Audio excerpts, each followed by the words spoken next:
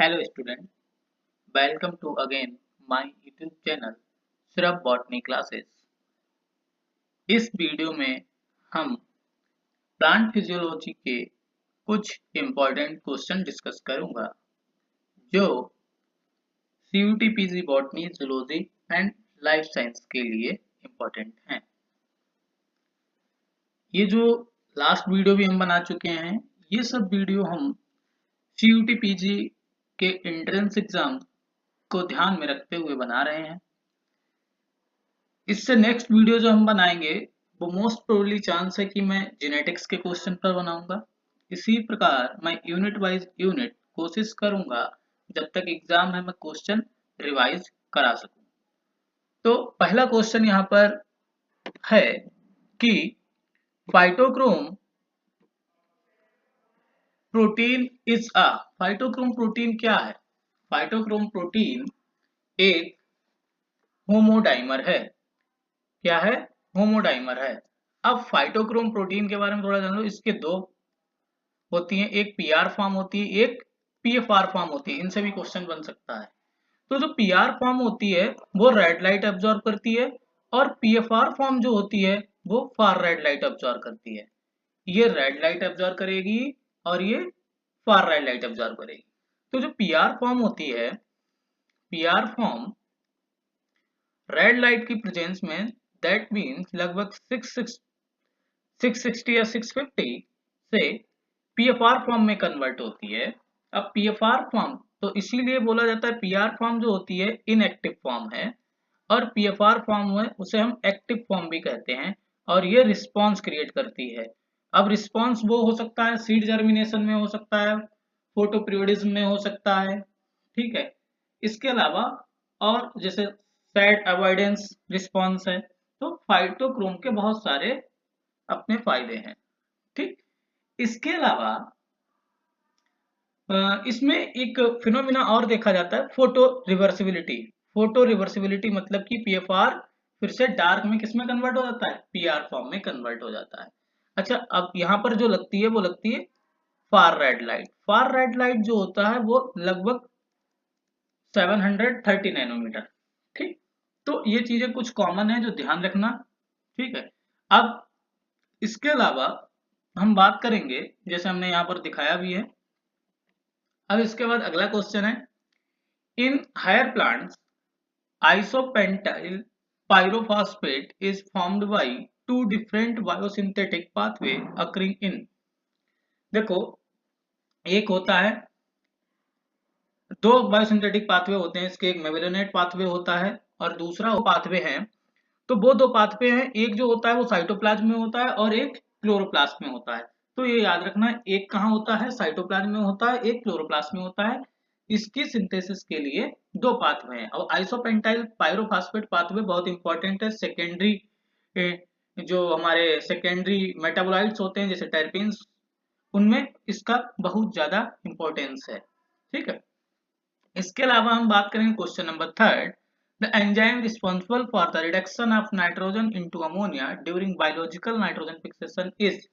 तो वहां पर एक एंजाइम लगता है नाइट्रोजिनेज। नाइट्रोजिनेज एंजाइम होता है वो जो बायोलॉजिकल नाइट्रोजन फिक्सेशन में रिस्पॉन्सिबल होता है।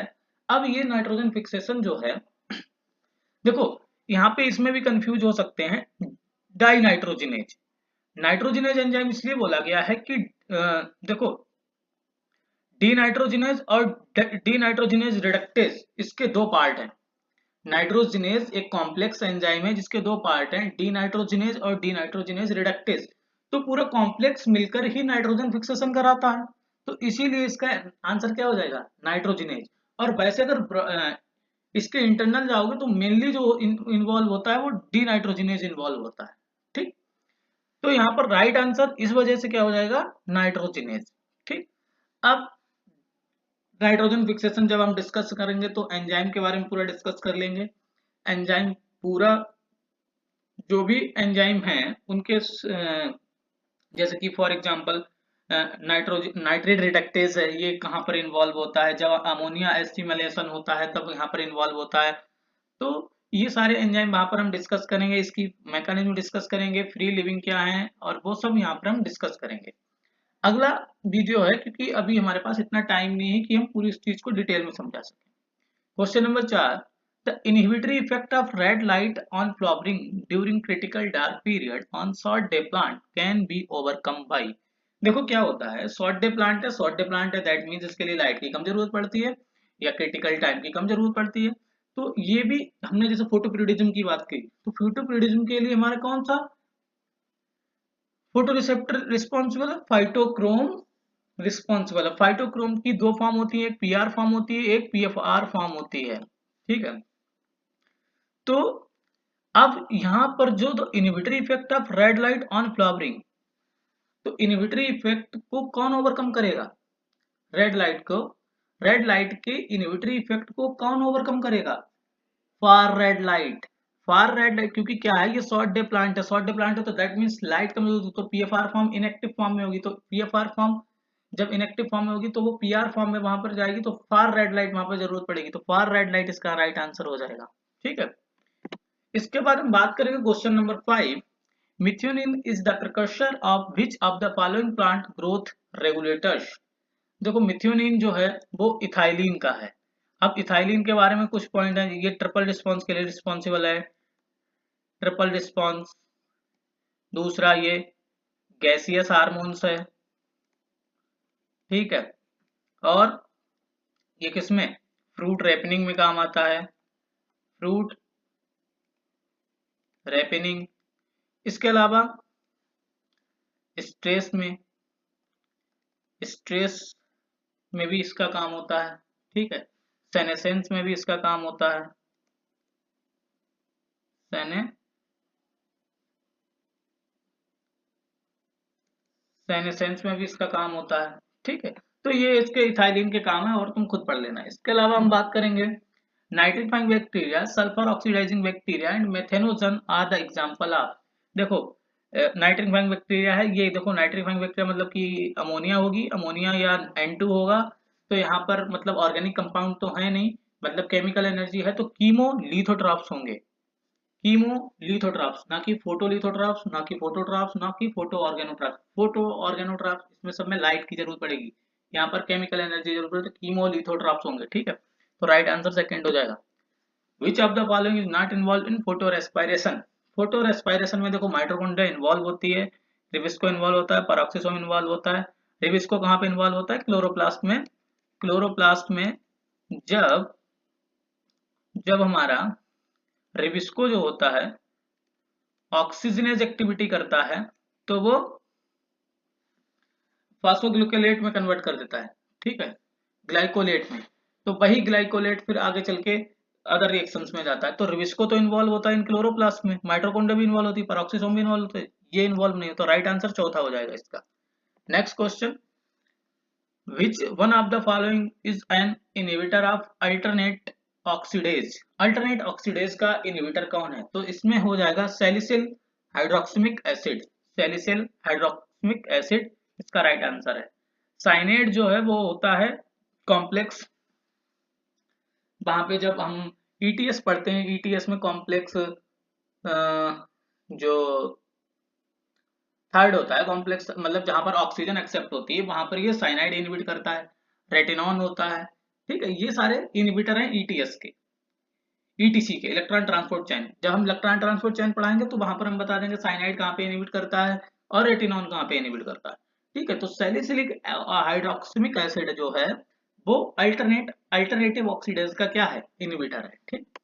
इसके अलावा which one of the following statement is not true. Starch synthesis is related to Calvin cycle, ये तो सही बात है, तो ये आंसर नहीं होगा। Starch is a soluble carbonate नहीं, रिजर्व फूड मटेरियल होता है, तो ये सॉल्युबल तो नहीं होता है, तो ये राइट इसका आंसर हो जाएगा, क्योंकि ये गलत स्टेटमेंट है। तो इसका राइट आंसर क्या हो जाएगा, second. Starch synthesize from triphosphate, सही बात है। स्टार्च सिंथेसाइज इन क्लोरोप्लास्ट, ये भी सही बात है। और सुक्रोज कहाँ सिंथेसिस होता है, अगर क्वेश्चन, तो इसका राइट आंसर सेकंड है। क्वेश्चन यहाँ पे पूछ ले कि सुक्रोज की सिंथेसिस कहाँ होती है, तो वह साइटोप्लाज्म में होती है, और स्टार्च की सिंथेसिस कहाँ होती है, क्लोरोप्लास्ट में होती है। तो कहीं से भी क्वेश्चन कैसे भी पुट अप हो सकता है। अगला क्वेश्चन है, which one of the following feature is not found in leaf having Kranz anatomy. देखो डाइमॉर्फिक क्लोरोप्लास्ट ये तो पाए जाते हैं, क्रेंज एनाटॉमी में डाइमॉर्फिक क्लोरोप्लास्ट पाए जाते हैं, अगर आपने पढ़े होंगे। Bundle sheath cell arrange in wreath like manner, ठीक है, इसीलिए। Bundle sheath cell lacking chloroplast, ये सही बात। Which one of the following feature not found lacking chloroplast, ये बात राइट आंसर इसका क्या हो जाएगा? Third. Vascular bundle surrounded by 2 layers of cells, vascular bundle जो होते हैं वो कहाँ होते हैं? ठीक, ये भी पाया जाता है क्रेनियल एनाटॉमी में। ठीक है, तो राइट आंसर क्या हो जाएगा? थर्ड हो जाएगा, थर्ड इसका राइट आंसर है।